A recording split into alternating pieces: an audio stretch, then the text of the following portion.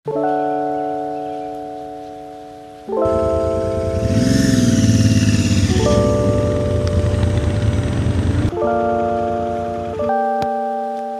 जी, क्या हाल चाल।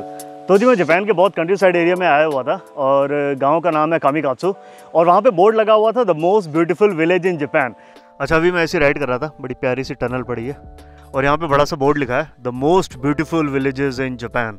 जापान के गाँव को अगर 3 शब्दों में डिफाइन करना हो तो वो शब्द होंगे शांत, सुंदर और साफ। तो ये पर्टिकुलर गांव मोस्ट ब्यूटीफुल गांव में क्यों आता है इसकी तो बाद में बात करते हैं, लेकिन इससे पहले देखते हैं कि जापान के नॉर्मल गांव होते कैसे हैं। ये पूरा जापान का गांव है। इधर इन्होंने टमाटर की खेती कर रखी है, इधर बैगन की, और ये सारे खेत गेहूं के हैं। जापान के गांव में सबसे ज़्यादा जो खेती होती है वो होती है चावलों की या होती है वो चाय की। और इस गांव में एक व्यक्ति और है मेरे अलावा, वो है ये दादाजी।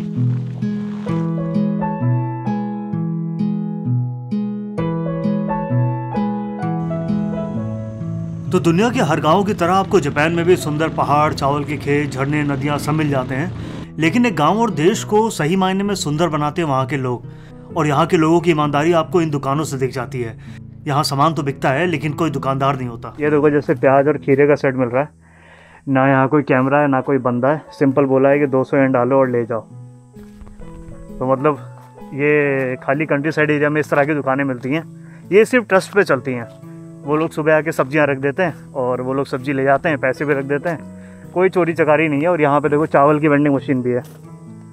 अब जैसे यहाँ पे ना दुकानें बहुत कम होती हैं कंट्री साइड एरिया में, तो इस तरह से इन्होंने चावल की वेंडिंग मशीन लगा दी है। ये देखो सेम शॉप यहाँ पे पड़ी है और यहाँ पे इस तरह से इन्होंने दिया हुआ है, लिखा हुआ है 100 येन डालो और ले जाओ। 100 येन की क्यूरी है, तरबूज है ये छोटा सा, अरे वाह, ये शिमला मिर्च है छोटी छोटी, वो भी ये बैगन है वहाँ पे। और जैसे जैसे बड़े होंगे इसको इसके अंदर डालते रहेंगे और बंदा 100 येन में लेके जाता रहेगा। सही है, छोटा सा बिजनेस है लेकिन वही है, ईमानदारी पे चल रहा है। इतनी ईमानदारी अगर दुनिया भर में आ जाए तो दुनिया कितनी अच्छी ना हो जाए।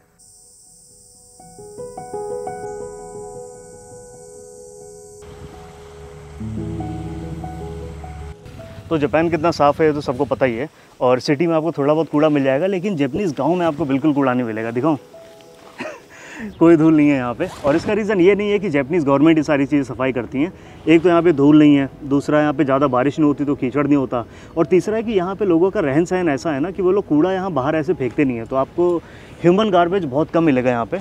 और जापानीज़ गवर्नमेंट यहाँ ज़्यादा ये चीज़ें सफाई नहीं करती हैं। ये लोग खुद ही अपना खेत वेत साफ़ करते हैं, पत्ती वत्ती होती है तो अपने घर से खुद ही बाहर हटा देते हैं।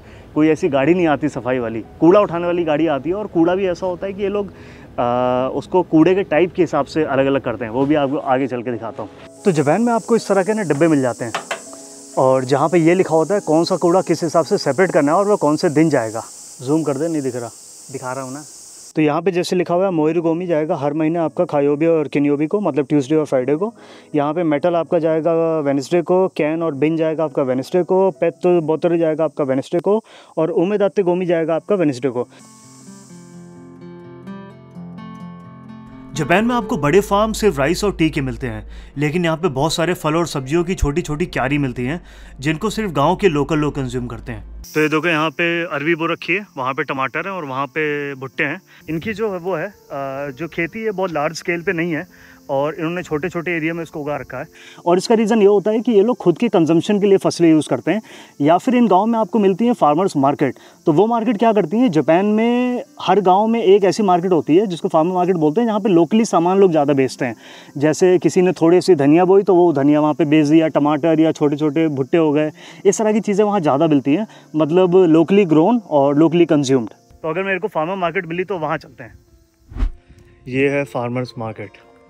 यहाँ पे जैसे ये देखो देसी अंडे मिल रहे हैं, ये लोकल जिन्होंने शिमला मिर्च उगा रखी है। ये माकू बावरी है, पेठा है, जैसे पेठा में की मिठाई बनती है ना। ये देखो जैसे हाथ से पैकेट बना बना के इन्होंने चीनियाँ भी रखी हुई हैं। इन्हीं दुकानों पे ना ये देखो बीज भी मिलते हैं जो किसान यहीं से लेके जाते हैं। मूली के बीज हैं, गाजर के हैं, यहाँ पे खीरे के बीज हैं। तो यहाँ पे सब्जियाँ, बीज, खाद सब कुछ मिल जाता है जो भी आपको खेती के लिए चाहिए होता है।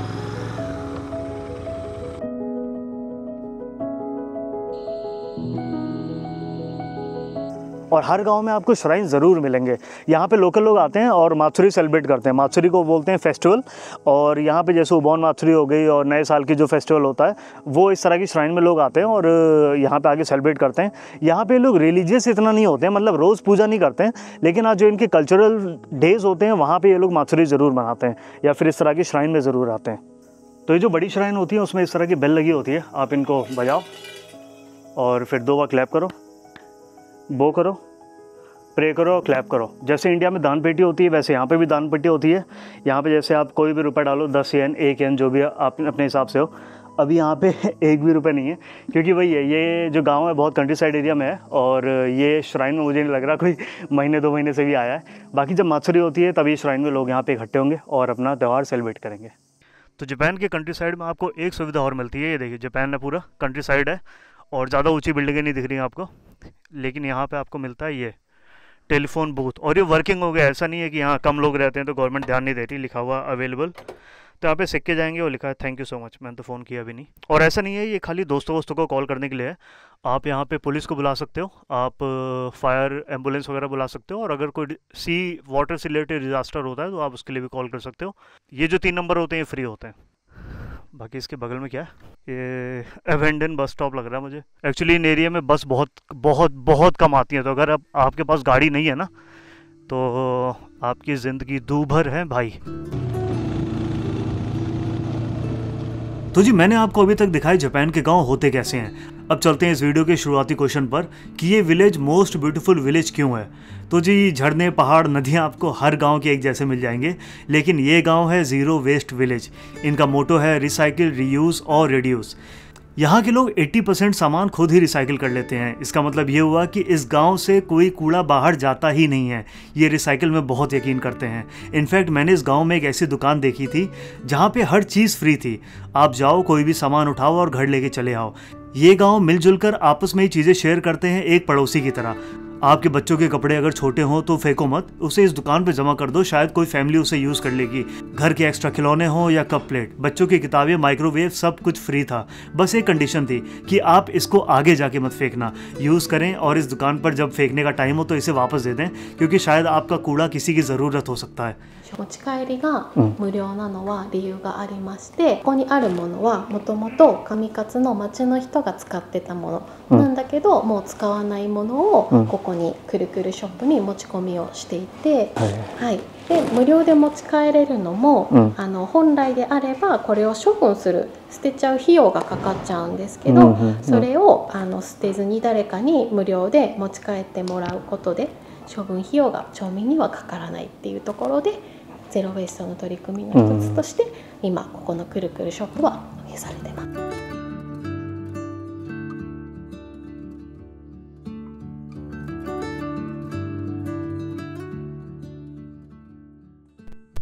サイクリング。あと、はい、バイクで。そう、モーターバイクで。大阪？そうだよ、大阪から。今気持ちいいですよ。めっちゃ気持ちいい。ちょっと雨が降ってたけども大丈夫。今これ上勝ですね。村。書いてある一番綺麗、日本の一番綺麗村です。上勝。そう。飛んでるね。そうそうそうそう。この辺はね、年配の年寄りとばっかり。若い人は若い。何歳ですか？75。75。75。すごい。元プロのバイク乗ってた。持ってた。20歳頃で。ヤマハのね、元プロのこんなやつ。これみたい、チョップみたい。九州行ったんですよ。九州セブンデイ。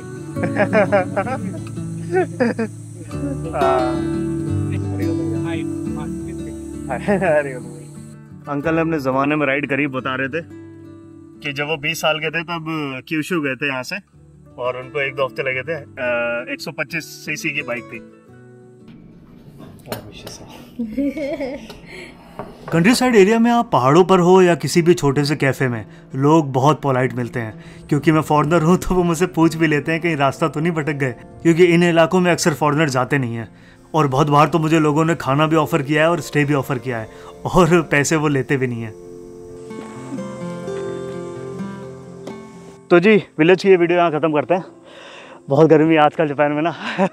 पूरी टी शर्ट देखो, पीछे से देखो, पूरी टी शर्ट पूरी गीली हो गई है। तो जो विलेज की वीडियो है किसी एक विलेज की नहीं है, ये मैं पहले सांदा गया था, उसके बाद शोदेशिमा गया था और उसके बाद नारा के गांव में गया था। तो लगभग मिला जुला के सारे विलेजेस ना जापान के एक जैसे ही हैं। जापान ना भी बोलूँ तो वियतनाम जाओगे आप या इंडिया जाओगे, हर जगह के गाँव आपको एक जैसे मिलेंगे, एक जैसे चावल के खेत, एक जैसे झरने, एक जैसी नदियाँ। लेकिन बस गाँव को और कंट्री को ना लोग अलग बनाते हैं। मैं जापान के शहरों में इतने अच्छे लोगों से नहीं मिला, इंटरेस्टिंग बोल सकता हूँ, जितना मैं गांव के लोगों से मिला।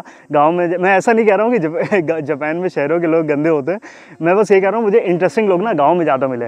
जैसे अंकल हो गए जो 50 साल पुरानी बाइक चला रहे थे, या फिर एक अंकल हो गए जिनकी स्टोरी कवर करी थी मैंने, वो जंगलों में रह रहे हैं, अपनी शहर की सारी नौकरी छोड़ छाड़ के अपने बच्चों के साथ झरने से पानी लाते थे और हिरणों का शिकार करके खाते थे।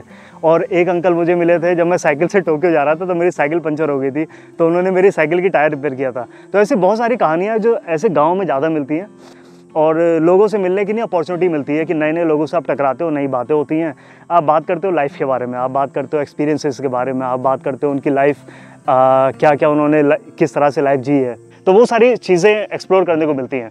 तो बाकी इस तरह की गाँव की वीडियोस तो अब देखता हूँ, जापान की गाँव की वीडियोस तो बाद में बनाऊंगा, लेकिन इस तरह के एनकाउंटर्स अगर मुझे इंटरेस्टिंग मिलते रहे उसकी वीडियो आती रहेंगी। बाकी मिलते हैं अगली वीडियो में।